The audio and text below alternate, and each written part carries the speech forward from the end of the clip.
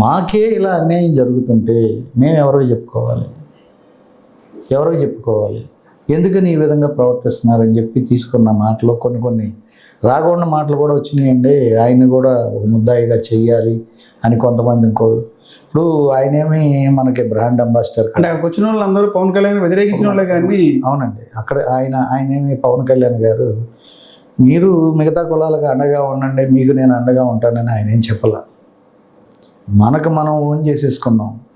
వంగవీటి మోహన్ రంగా గారిని, పవన్ కళ్యాణ్ గారిని. నిజంగానే రంగా గారికి కులం లేదు. రంగా గారు కూడా కాపునాడుని కూడా జైల్లో ఉండి ఆ రోజు పెట్టొద్దనే చెప్పారు, కానీ అనుకోకుండా బయట ఉన్నోళ్ళు వాళ్ళ ఇంట్రెస్ట్ కొద్దీ వాళ్ళు పెట్టేసుకున్నారు. సరే వాట్ ఎవర్ ఇట్ మేబీ, ఏదో ఒకటి జరుగుతుందిలే, సక్సెస్ అయితే అదే చాలు అనుకున్నారు. 100% సక్సెస్ అయింది. ఆ సక్సెస్సే ఈరోజు వంగవీటి మోహన్ రంగా గారు ప్రాణం పోవటానికి కూడా కారణమైందండి.